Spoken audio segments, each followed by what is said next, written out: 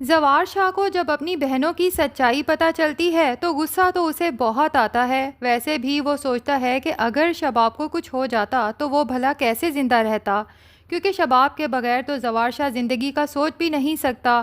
بہرحال اب چونکہ خاندانی عزت کا بھی معاملہ ہے تو زوار شاہ اپنی بہنوں کو کم سے کم پولیس کے حوالے تو نہیں کر سکتا، ہاں اس گھر سے نکال ضرور سکتا ہے۔ تبھی وہ ذکیہ سے کہتا ہے کہ اپنے شوہر اور بیٹے کو لو اور میری نظروں سے ہمیشہ کے لیے دور ہو جاؤ، اور شکر ادا کرو کہ میں نے یہ معاملہ پولیس تک پہنچنے نہیں دیا۔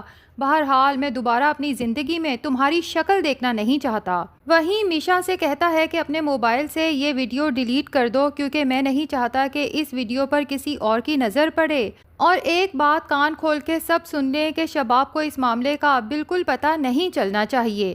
اب میشا زوار شاہ کی خاطر ویڈیو تو ڈیلیٹ کر دیتی ہے، لیکن سوچتی ہے کہ اگر شباب کو یہ سب پتہ نہیں چلے گا تو اسے یہ کیسے پتہ چلے گا کہ میرا اس کے اوپر اتنا بڑا احسان ہے کہ اس کی جان جا رہی تھی اور میں نے جان لینے والے کو ایکسپوز کیا۔ دوسری طرف ذکیہ فوزیہ سے کہتی ہے کہ ہمیں زوار شاہ کو بتا دینا چاہیے تھا کہ یہ سب تو پیر صاحب کا دیا گیا تعویذ تھا جو ہم نے شباب کی چائے میں ملایا تھا، اور یہ تو ہم کافی دن سے ملا رہے تھے۔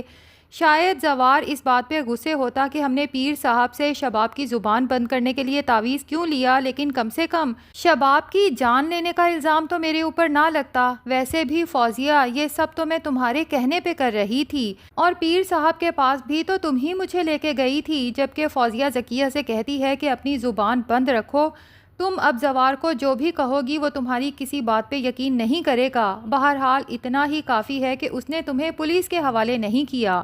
فی الحال تم اپنے شوہر کو لے کے یہاں سے کچھ دن کے لیے چلی جاؤ، میں موقع دیکھتے ہی زوار شاہ سے بات کرنے کی کوشش کروں گی، اور مجھے پورا یقین ہے کہ کچھ دن تک زوار شاہ کا دل نرم پڑ جائے گا۔ ویسے بھی ایک بات کان کھول کے سن لو کہ جتنا وہ شباب سے محبت کرتا ہے تقریباً اتنی ہی وہ ہم دونوں سے بھی محبت کرتا ہے۔ بہرحال جب ذکیہ کے شوہر جاوید کو سارے معاملے کا پتہ چلتا ہے تو وہ ذکیہ سے کہتا ہے کہ میرا تو تمہاری عقل پہ ماتم کرنے کا دل کرتا ہے۔ آخر تمہیں دوسروں کی باتوں میں آ کے شباب کی چائے میں کچھ بھی ملانے کی ضرورت ہی کیا تھی؟ اچھی بھلی ہم یہاں پہ زندگی گزار رہے تھے، اب میں کہاں تمہیں اور تمہارے بیٹے کو در بدر لے کے پھروں گا؟ فوزیہ تو جب جاوید کی یہ بات سنتی ہے اسے تو بہت غصہ آتا ہے، وہاں سے اٹھ کے چل دیتی ہے۔ جبکہ اس کے جانے کے بعد جاوید ذکیہ سے کہتا ہے کہ مانو یا نہ مانو، مجھے تو یہ سب کچھ تمہاری بہن فوزیہ کا پلان لگتا ہے، کیونکہ وہ زوار شاہ کی ساری دولت جائیداد اکیلے ہتھیانا چاہتی ہے اور ایک ایک کر کے اپنے راستے سے سب کو ہٹانا چاہتی ہے، اور سب سے پہلا ٹارگٹ اس نے تم ہی کو بنایا ہے۔ اور ہو سکتا ہے کہ شباب کی جان لینے کی کوشش بھی فوزیہ نے ہی کی ہو۔ تم فوزیہ کی گارنٹی کیسے دے سکتی ہو؟ جس پہ ذکیہ کہتی ہے کہ جاوید میرا یقین مانو کہ فوزیہ نے مجھے وہ سب تعویذ دیے تھے اور میں ہی ایک ایک کر کے شباب کی چائے میں ملا رہی تھی۔ اگر وہ تعویذ جان لیوا ہوتے تو شباب کو پہلے کچھ کیوں نہیں ہوا؟ جس پہ جاوید کہتا ہے کہ تم بہت ہی بیوقوف عورت ہو، اگر تھوڑی سی عقل استعمال کرو تو ذرا سوچو کہ فوزیہ نے تمہیں ایک ایک کر کے 3 تعویذ دیے، ہو سکتا ہے کہ پہلے 2 دن وہ تمہیں محض آزما رہی ہو کہ کیا تم یہ کم پوری رازداری سے کر بھی سکتی ہو یا نہیں، اور تیسرا زہر آلود تعویذ اس نے تمہیں تیسرے دن دیا ہو۔ اب تو ذکیہ بھی اپنی بہن فوزیہ کے خلاف سوچنے لگتی ہے اور جاوید سے کہتی ہے تبھی میں کہوں کہ جب میں نے پیر صاحب سے تعویذ لینے کی بات کی تھی تو فوزیہ نے میرا منہ بند کیوں کروا دیا؟ جبکہ جاوید کہتا ہے کہ اگر تم اس گھر سے نہیں جانا چاہتی تو اب میں جو تمہیں کہتا ہوں تم نے بس وہی کرنا ہے۔ اب جاوید ذکیہ کو سمجھانے والا ہے کہ تم زوار شاہ کے پاس جاؤ گی اور اسے یقین دلاؤ گی کہ تم نے تعویذ تو ضرور شباب کی چائے میں ملائے ہیں، لیکن یہ سب کچھ تم نے فوزیہ کے کہنے میں آ کے کیا ہے، اور اگر زوار شاہ کو ثبوت چاہیے تو ہم اسی پیر کے پاس زوار شاہ کو لے کے جا سکتے ہیں۔ وہ پیر خود ہی فوزیہ کے سارے راز افشاں کر دے گا کہ آپ کی بہن تو بہت لمبے عرصے سے یہاں سے آپ کی بیگم کے خلاف تعویذ لیتی رہی ہے، بلکہ فوزیہ کا یہ راز بھی کھل جائے گا کہ پہلے وہ شباب کے لیے جو تعویذ لیتی رہی ہے وہ اس لیے تھے کہ شباب کے ہاں کوئی اولاد پیدا نہ ہو۔ ذکیہ تو جاوید کی بات سن کے بہت خوش ہو جاتی ہے کہ اس طرح زوار شاہ میری جگہ پہ اس فوزیہ کو گھر سے باہر نکالے گا، لیکن ذکیہ کو یہ نہیں پتا کہ اس کے ساتھ تو بہت برا ہونے والا ہے۔ کیونکہ دوسری طرف میشا سوچتی ہے کہ کسی طرح سے شباب کے سامنے یہ راز کھل جانا چاہیے کہ اسے فوڈ پوائزننگ نہیں ہوئی تھی بلکہ اسے زہر دیا گیا تھا، جبکہ زوار شاہ نے شباب سے ابھی تک یہ بات چھپا کے رکھی ہے۔ تبھی میشا جب شباب کے کمرے میں جاتی ہے تو فکر مندی کا اظہار کرتے ہوئے کہتی ہے کہ میم، آپ کو دیکھ کے تو مجھے بہت فکر مندی ہو رہی ہے کیونکہ آپ تو بہت کمزور لگ رہی ہیں، مجھے لگتا ہے کہ آپ اپنی میڈیسن ریگولر نہیں لے رہی۔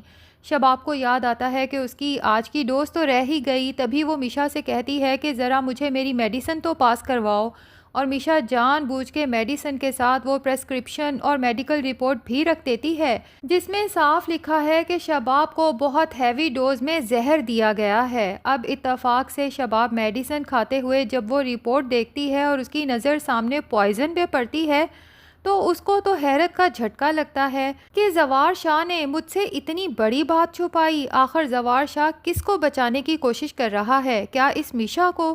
کیونکہ آخری بار اسی میشا نے تو مجھے چائے دی تھی۔ تبھی شباب غصے سے میشا کی طرف دیکھتی ہے اور اسے کہتی ہے کہ تم نے مجھے زہر دینے کی کوشش کی تھی۔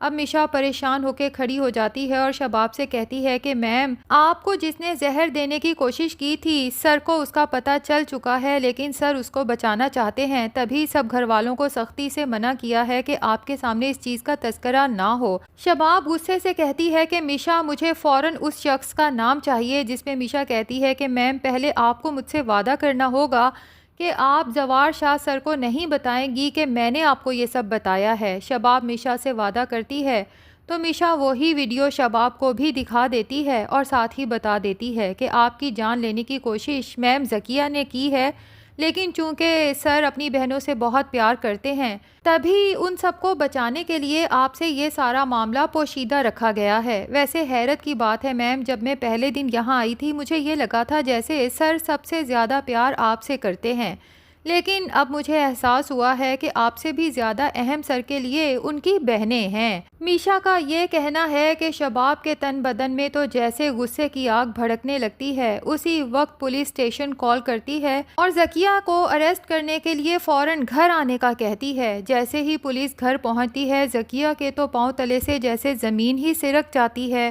بہت دہائیاں دیتی ہے، لیکن شباب کو کسی پہ ترس نہیں آتا اور پولیس ذکیہ کو اریسٹ کر کے بالآخر لاک اپ میں بند کر دیتی ہے۔ اب زوار شاہ جب گھر آتا ہے تو میشا آتے ساتھ ہی اس کے کان بھر دیتی ہے کہ سر، یہاں تو آپ کی غیر موجودگی میں بہت برا ہوا۔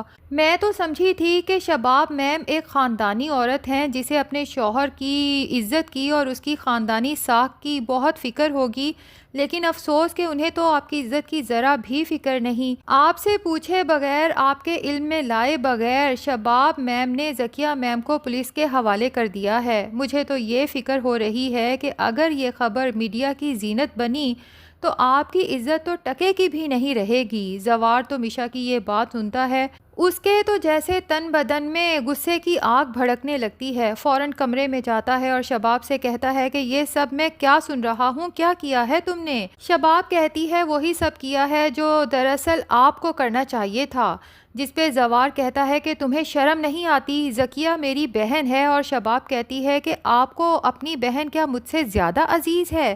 کیا آپ بھول گئے کہ آپ کی بہن نے مجھے زہر دینے کی کوشش کی؟ تو زوار شاہ کہتا ہے کہ شباب، تم مری تو نہیں نا، زندہ ہو، لیکن جو حرکت تم نے آج کی ہے خود کو میری نظروں میں گرا لیا ہے۔ شباب تو زوار شاہ کی یہ بات سنتی ہے تو اسے حیرت کا جھٹکا لگتا ہے کہ میشا ٹھیک کہہ رہی تھی، زوار شاہ کی نظر میں اس کی بہنوں کی اہمیت مجھ سے زیادہ ہے، اور میں بے وقوف یہی سمجھتی رہی ساری زندگی کہ زوار شاہ مجھ سے بڑھ کے کسی کو چاہ ہی نہیں سکتے۔